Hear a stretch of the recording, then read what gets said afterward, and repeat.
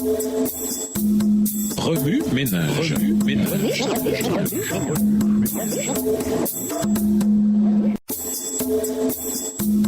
Remue ménage.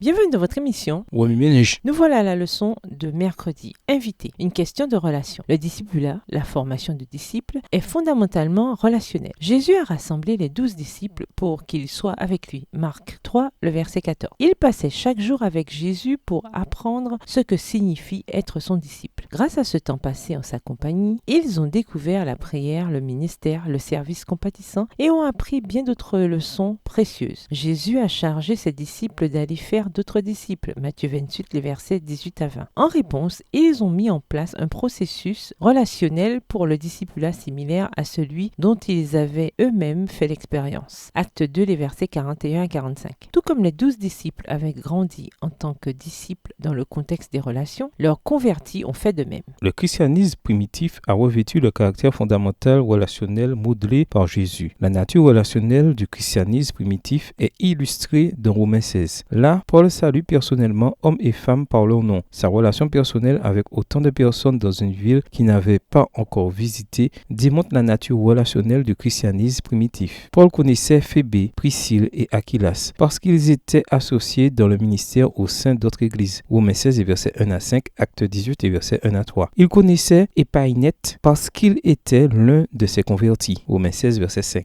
Il connaissait Andronicus et Junias parce qu'ils avaient la réputation d'exercer un ministère apostolique exceptionnel. Romains 16, verset 7. La nature relationnelle du christianisme primitif se manifeste également dans la façon dont les premiers chrétiens entretenaient leurs relations mutuelles. Ils s'appelaient frères et sœurs. Romains 16, versets 1 et 23. Ce n'était pas qu'un titre dénué de sens. Il incarnait le caractère relationnel de l'Église chrétienne primitive et la culture du discipulat que Jésus avait créé. Les premiers chrétiens comprenaient qu'ils étaient les enfants de Dieu et qu'ils formaient une famille. Romains 8, les versets 14 à 16. Ils se traitaient comme des frères et sœurs, se saluant d'un baiser fraternel. Romains 16, verset 16. Et avaient de l'affection les uns pour les autres. Romains 12, verset 10. Ils risquaient même leur vie les uns pour les autres. Romains 16, verset 4. Le caractère relationnel de l'Église primitive est manifesté par le désir de Paul d'aller à Rome pour pouvoir profiter de leur compagnie et prendre quelque repos parmi eux. Romains 15, versets 24 et 32. Le modèle de discipulat relationnel chrétien de l'Église primitive, armé de la puissance de l'Esprit, a produit des chrétiens authentiques dont la foi et l'obéissance étaient connus dans le monde entier. Romains 1, verset 8, Romains 16, verset 19. Des chrétiens qui allaient poursuivre la mission de Jésus en écrasant Satan sur leurs pieds. Romains 16, verset 20. Cela ne signifie pas que le christianisme primitif n'avait pas de problème. Certains, agissant contrairement aux enseignements de Jésus et des apôtres, provoquaient des divisions et des scandales. Romains 16, verset 17. Ces individus servaient leur propre passion plutôt que Jésus. Par leurs paroles douces et flatteuses, ils séduisaient les cœurs des saints. Romains 16, verset 18. Une partie du discipulat consiste à apprendre comment éviter ces personnes perturbatrices. Romains 16, verset 17. Le discipulat est relationnel. Oui, mais il ne nous rend pas crédules. Il nous apprend à aimer comme une famille. Oui, mais aussi à comprendre que parfois, il faut éviter les personnes spirituellement toxiques. Remue-ménage. Où voyez-vous Jésus dans Romains 15 et 16? De quelle manière pouvez-vous entretenir une culture familiale à l'Église? Que vous dit Jésus par ces textes? En quoi voyez-vous Jésus différemment ou le voyez-vous de nouveau? Comment réagissez-vous en voyant Jésus de cette manière? Au revoir. Et à demain si Dieu veut.